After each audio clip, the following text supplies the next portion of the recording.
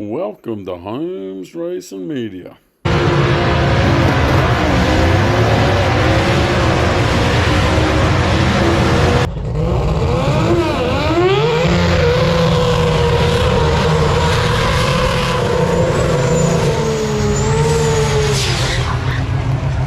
Sensational side-by-side moving out, make some noise, Willowbank Raceway. I don't think they can take quite caught up to Anthony Matuk in terms of distance, consistency of smoke, and what the given going to output, but in terms of distance and speed, and I think you also need to include reversing speed as well. I don't know about that. I think reversing speed is getting down there and can't get back. Yeah, true. I guess you are technically correct there in what you're saying. I think I took it still. Okay. The Romanian judge has still got the took it. I've got the okay. I need something better. I think did you just seriously say you've got to be better? Yeah, you did in the Rich Dad race. Exactly.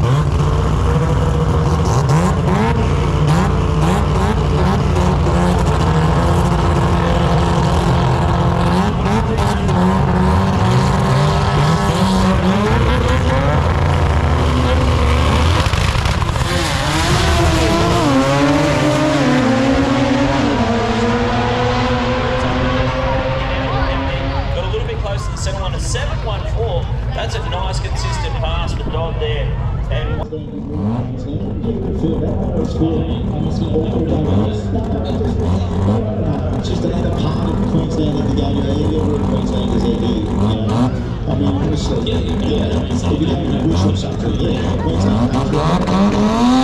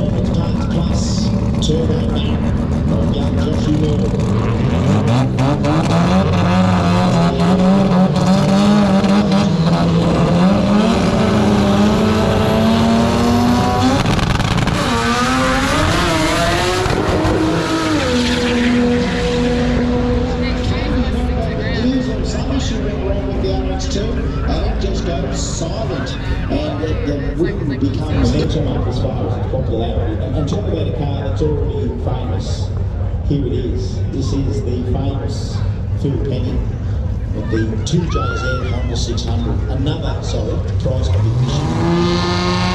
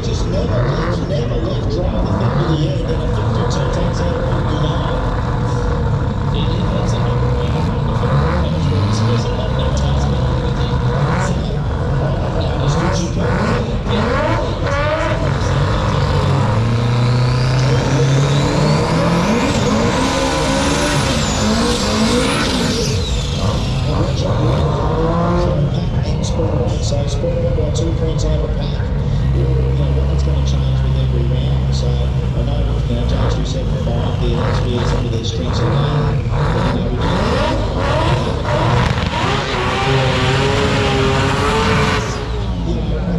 We charge you to get in to watch this event, but honestly, these hours of admission cards right here. Scott Hoffman, I call it the world's most exciting roller coaster. Buy your own personal roller coaster, here it is. Get a KD10, put a 3 hours at 2.7 in it, but Jesus said, do it yourself. This is a roller coaster. Do it yourself.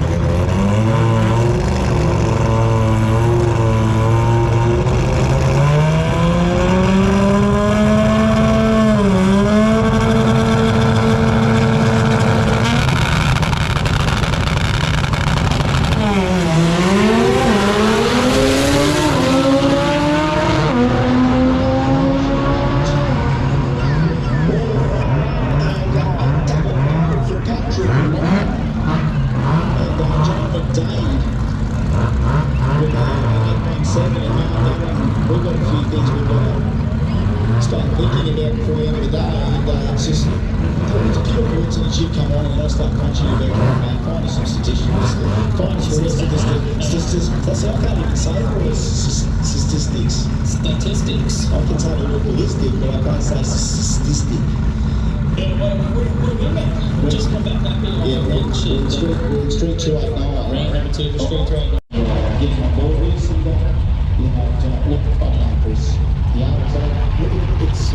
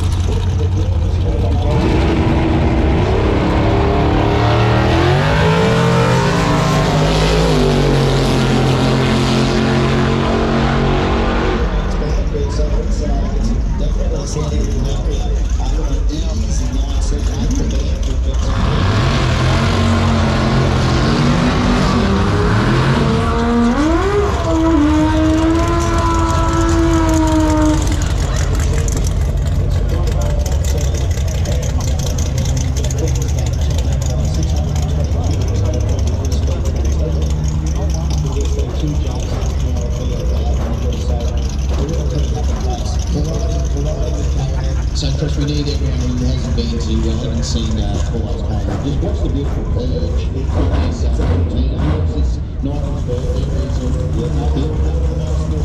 that's a beautiful, that's a really beautiful, isn't it? Just perfect. Not to say that it's beautiful it's not a thing of beauty either, but they've already said online the opposites of the little team, the wagon which really should not be looking that good. Honestly, it should be, it's just next level, isn't it, really? It's another level.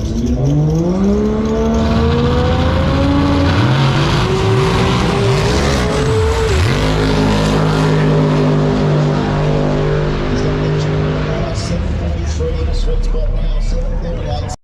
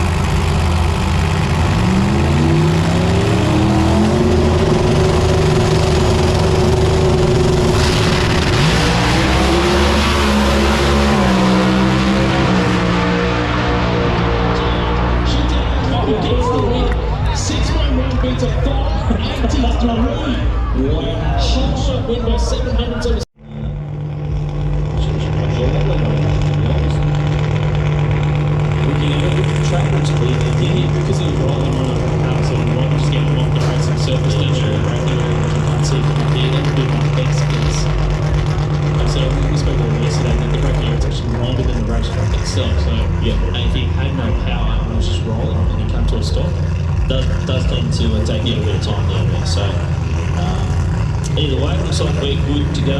And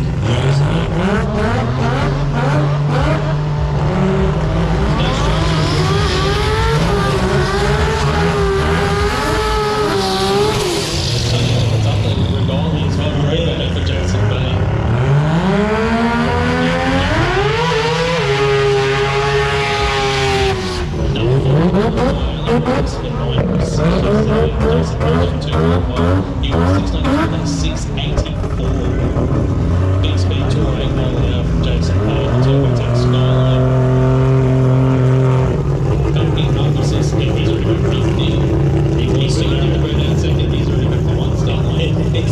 stage and let's race. We're not here for beers, that's for sure. So, Jason Dick ready to go. He's got that look on him this weekend. Jason, he's just taking his time. He's not being rushed down there. There's a few games happening out here. I'm quite sure of it. I wouldn't be surprised to see, I don't want to say stage do it, but I wouldn't be surprised if both guys sit outside the beams for a little bit here. To quote the great Warren Johnson, I don't have to say last or first, I stayed ready. The cars have been running for a while. Yeah, I must admit, so I'm not sure. I think they might jump track stage. You never know, man. Maybe they're rusty. I just think for these guys, we haven't seen any games yet. I think for these guys, the win at Jambo and getting round wins at Jambo means that they're going to do whatever they have to do to get the win. And if You see Jason Payne, he's just taking his time, as you said. he's definitely not being rushed down there, that's for sure. Ridiculous as well, right? The way Jason Payne's done it here. Crew members getting his boots stuck to the track.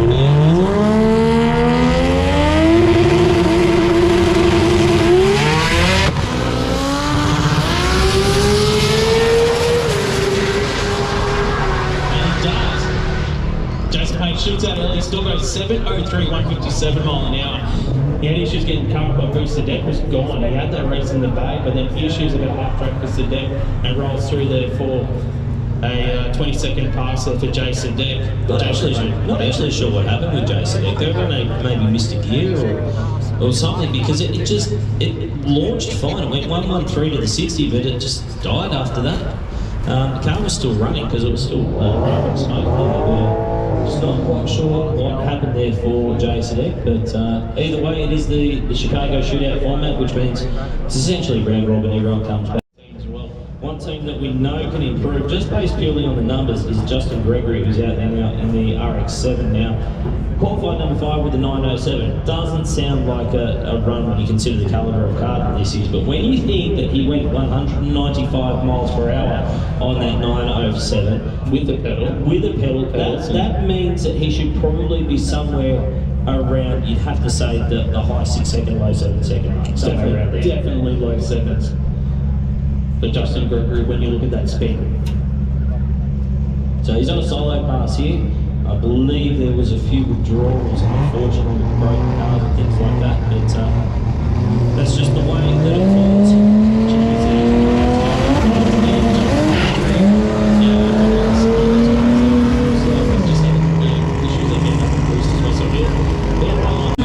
Across the centre line, managed to keep it shiny, so I don't actually know how he did it. Needed a change of movies when he got back to the pits, but he's got that sort of cars back on track. What I can tell you, Chris Hall, in those number 6 qualified, he will really be up the top of the charts in this car as well. So you can't take this race lightly. Jürgen might have run a 7:33 yesterday and a full second quicker than Chris Hall, but he did not get a pull lap down. If he gets it from start line to finish line, watch out. He could be the quickest car we've seen so far this weekend. Very, very cool car. This beautiful shape as well, this RX-7. It's just a fantastic looking thing. Piscopo on the other hand, Datsun with the 13B, big wing on the back, keeping it nice and stable at speed. He was number 5 qualified at 7:33, so he's only 2 tenths of a second the number he qualified. So it was probably the tightest of all their categories yesterday in terms of the top few qualifiers.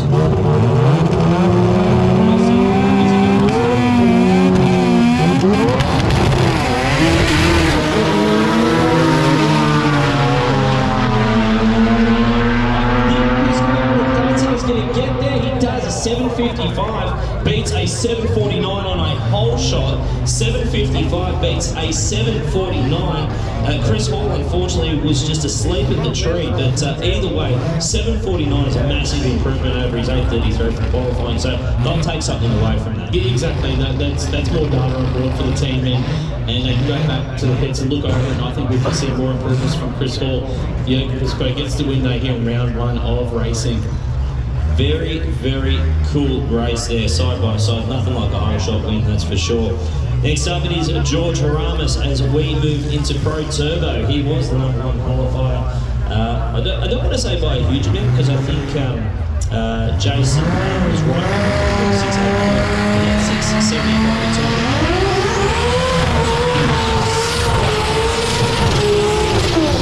thank you to Tudor's Edge, the all-time supporter of the Pro Turbo bracket in round 1. So Harams gets a solo pass here in the Supra. He ran 683 and 675 in qualifying yesterday. So we've seen a lot of teams improve today in round 1 of racing. No pressure. I wonder what they're going to do. They're going to take a shot at the track to see what it can hold. Yeah, I mean, there's not too many guys who don't come to Jambo and think, yeah, we're going to take a conservative route. I think most guys, when they come to Jambo, this is essentially From Colin earlier, it is all about the personal best. It's about winning. It's about running as quick as you can. 100%, and especially the Brisbane Jambo, with the history that's associated with the event. This is the OG Jambo, for lack of a better word. And when everyone rolls into Willowbank, you know the guys are going to be throwing down. George Haramis is no stranger to throwing down. Had some of the quickest VLs in the country, probably 10 years ago, somewhere around there, maybe even a little bit longer than that, and he's come back into the sport now with this Supra, which is just an absolute weapon out of the Pt3 Racing stable. We've seen this thing go well over 210 miles per hour with a pedal, so that's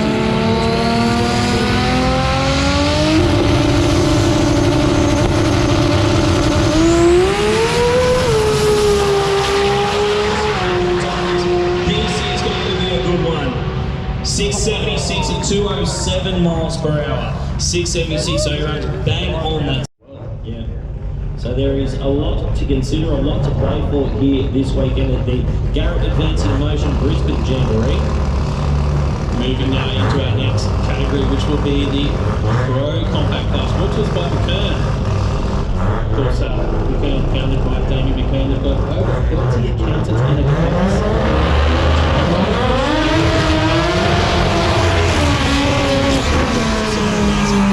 To McKern and Associates for supporting not just this weekend, but they've supported Jambo for a long, long time. Don't have to this weekend. They absolutely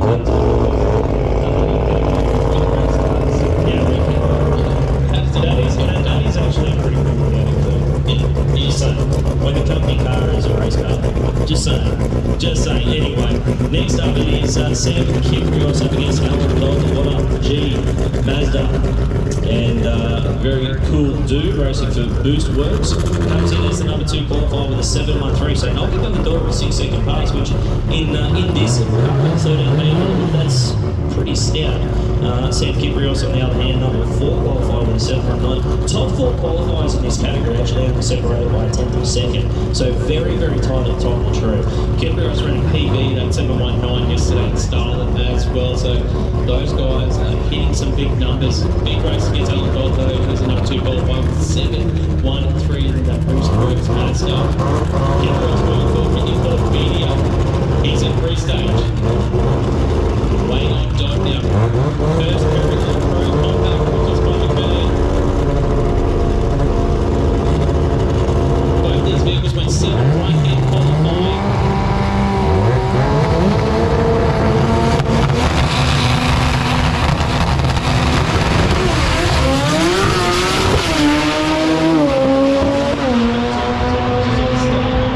Dodd is out front again, so we are 719, 187 miles an hour. Kiprios 780 and 187 miles an hour. He had a huge hole shot. Unfortunately, both the tyres that on the head, Alan Dodd took full advantage. He took the win and gets a win there round 1. I'm wondering whether that 014 was just a badge on the red line from Sam Kiprios, because he was in there holding it on the cheek for quite a long time. And I'm wondering if it just started cream at the right time for him in that 014, because it did bog down, only went 150 to the 60 foot. So you'd have to think the Kiprios would be better with this one. All about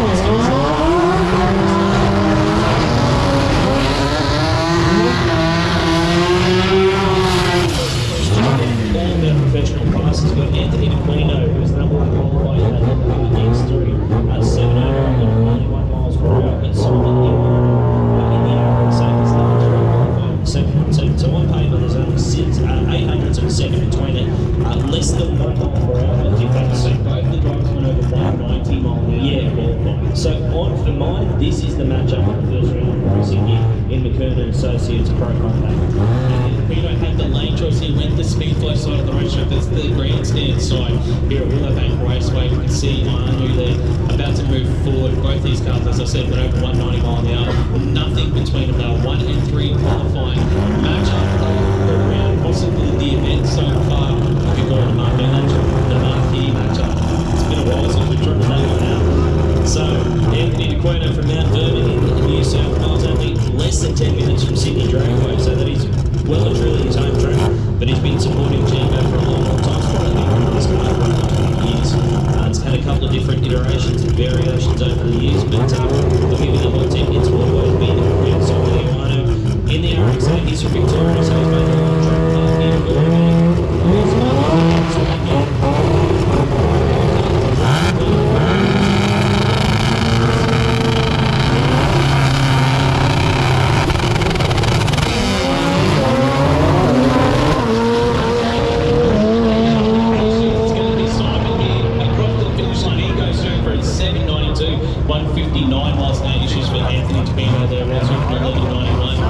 It wasn't the matchup we were hoping for. No, it wasn't. And I've got to be honest, I think there's a few of those guys who might be getting a bit overawed with the occasion. They're right out there on the start line and they're really either, I don't want to say playing games, but taking full advantage of the 7 seconds that they've got to get it into stage. How's that? And working on some of these cars, which some of them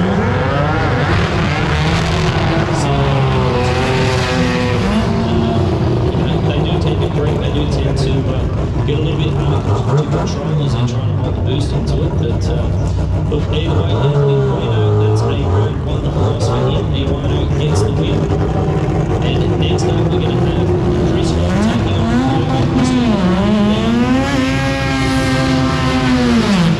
probably the save of the day yesterday in this car. The opening of the field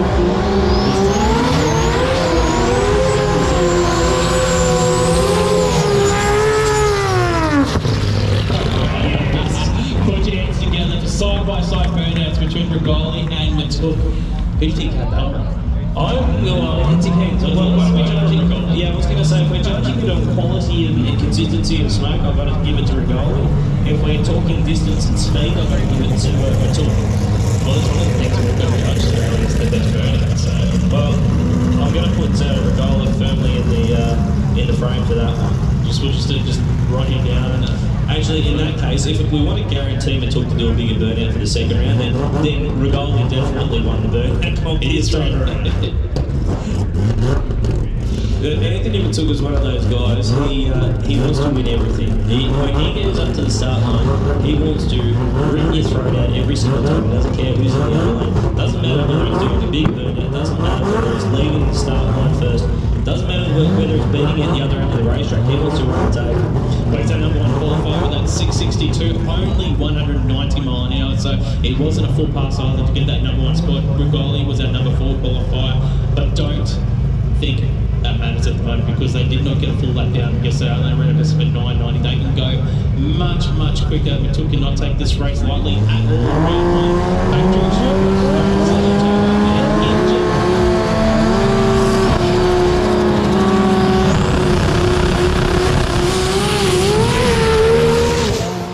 Gets out very close to the centre line. I don't think he got it, but Matuk doesn't leave the beam.